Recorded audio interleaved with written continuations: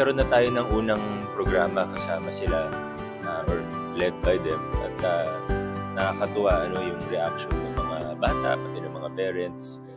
Good opportunity. Talagang dapat mag-start ang sports sa grassroots. At yun yung ginagawa nila. So, thank you, Eliza at sa buong team. Alright, thank you.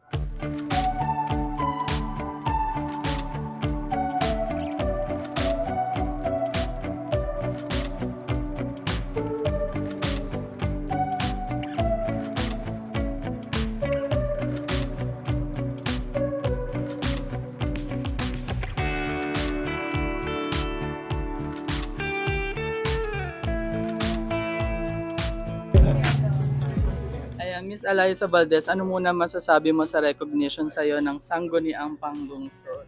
Wow, I'm very overwhelmed by the recognition po and hindi ko rin na-expect. So maraming salamat po sa Pasig City for the recognition and hopefully mas marami pa tayong matulungan at maturuan ng mga bata dito sa Pasig. So ayun nga Miss Ali, kanina nagpuyo ni Mayor. Yan, babalik po tayo dito sa Pasig para bisitahin muli ang ating mga naturuan at sana makapag-invite pa tayo ng mas madaming kids na matutulungan at matuturuan ng volleyball. So we're really happy na makabalik po tayo dito sa Pasig and thank you for always welcoming us here in Pasig. Ayan, maraming salamat.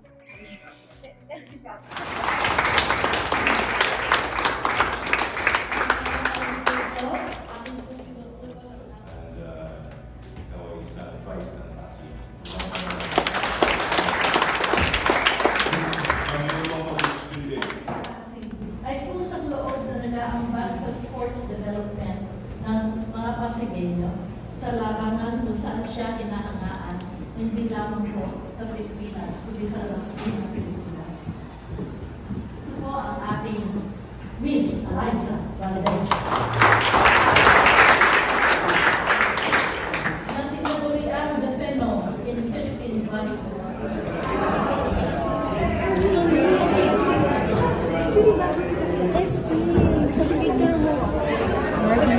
FC na.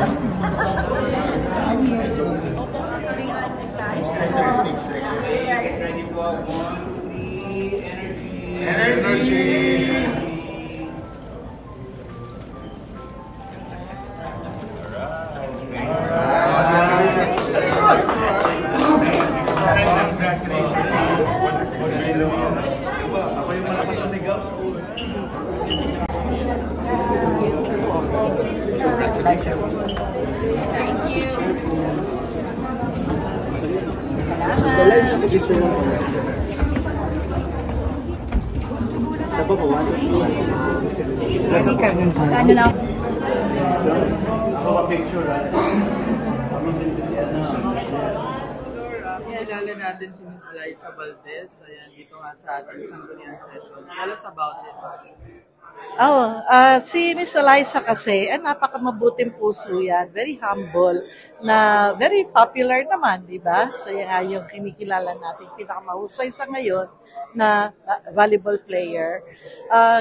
Kinikilala natin sila dito at binibigyan parangal kasi siya naman ay kusang loob na dito siya nagsimula nung kanyang Eliza Valdez Free Clinic na kung saan mga grassroots na mga bata ay personal niyang tinetrain at ng kanyang grupo para sa tamang paglalaro para maging magaling na malalaro ng volleyball.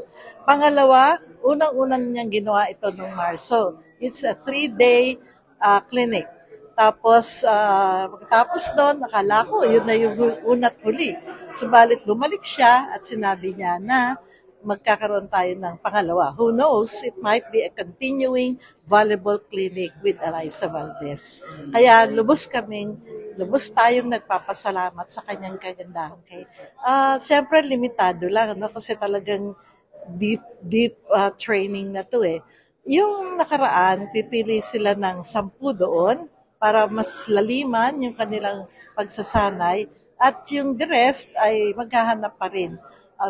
Magkakaroon po na kami ng komite para mabuo natin yung kabuuan na mga bata na ititrain less than 17 years old ang atin pong mga sasanayin. Thank you. Salamat din.